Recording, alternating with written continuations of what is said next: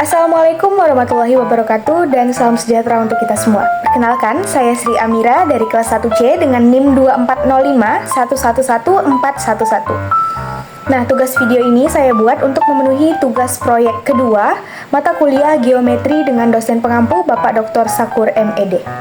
Judul dari video kita kali ini yaitu mengenai etnomatematika dimensi 3 pada bentuk tabung dalam tradisi anyaman bambu. Nah, miskonsepsi pada materi ini ada 4. Yang pertama, bentuk tabung tidak sepenuhnya dipahami. Banyak para siswa itu seringkali memahami tabung itu hanya sebagai bentuk silinder sempurna tanpa memperhatikan variasi atau deformasi bentuk dalam konteks tradisi anyaman. Miskonsepsi yang kedua adalah kesalahan dalam menghitung volume dan juga luas permukaan. Miskonsepsi yang ketiga, menganggap anyaman tidak akurat secara otomatis, dan miskonsepsi yang keempat, mengabaikan konteks tradisional. Nah, biasanya penyebab miskonsepsi ini dikarenakan adanya perbedaan persepsi geometris, kurangnya pemahaman konsep, serta kurangnya pemahaman tentang sifat geometris. Lalu, apa sih itu etnomatematika? Nah, menurut Guru Besar Fakultas MIPA Universitas Padjadjaran, Profesor Dr. Budi Nurani Rujana, mengatakan bahwa etnomatematika itu merupakan kajian yang mengaitkan hubungan antara matematika dengan budaya. Nah, etnomatematika ini merupakan sebuah konsep yang sangat manjur untuk diterapkan kepada para siswa. Selanjutnya kita akan mengenal bentuk tabung dalam anyaman bambu.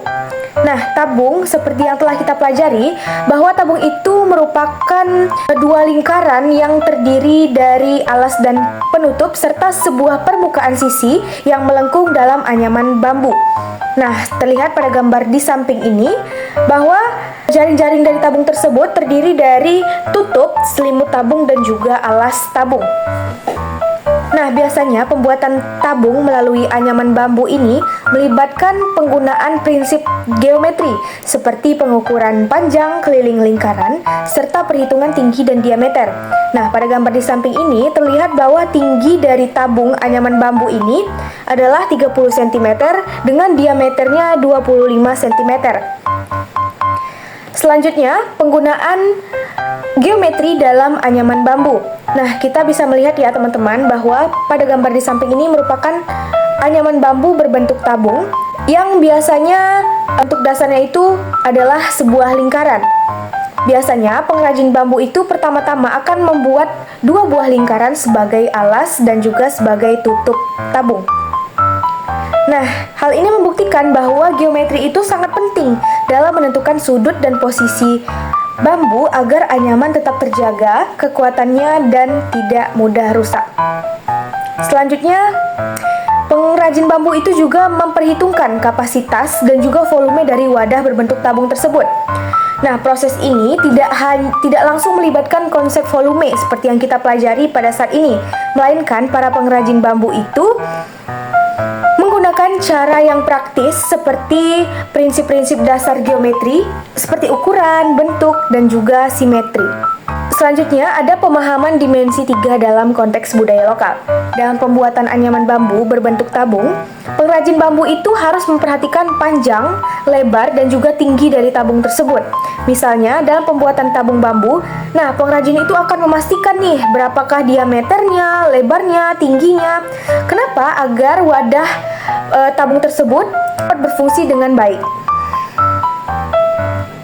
Nah, dalam tradisi anyaman bambu biasanya pengrajin itu tidak menggunakan rumus-rumus volume ataupun luas permukaan seperti yang kita gunakan atau kita pelajari pada saat ini.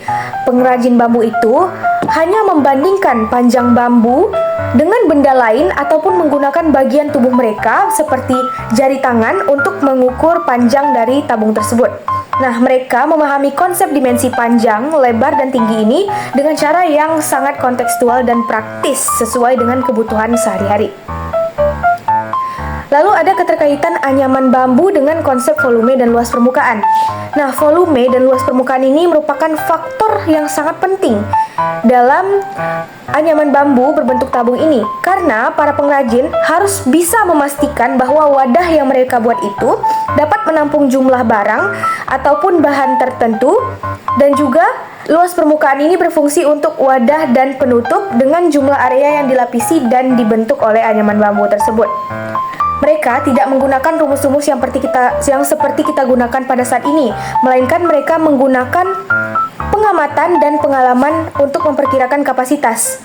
Nah, terlihat pada gambar di samping ini bahwa rumus volume dari tabung itu sendiri yaitu adalah V dikali R kuadrat dikali T, dengan V bernilai 22/7 atau 3,14 dan R itu adalah jari-jari serta T adalah tinggi dari tabung.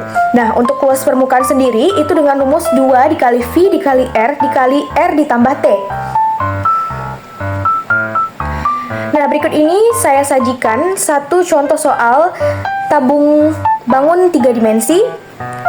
Pada gambar di bawah ini, kita lihat kalau jari-jari dari tabung itu adalah 7 cm dan tinggi dari tabung tersebut adalah 10 cm. Nah, pada slide sebelumnya kita telah mempelajari volume dari tabung. Nah, kita masukkan ke rumus dengan menggunakan rumus volume tadi, V dikali R kuadrat dikali T, maka kita dapat hasilnya adalah 1540 cm3. Nah, mungkin itu saja teman-teman materi mengenai etnomatematika bidang 3 dimensi dalam tradisi anyaman bambu berbentuk tabung ini. Demikian video yang dapat saya buat. Saya ucapkan terima kasih. Wassalamualaikum warahmatullahi wabarakatuh.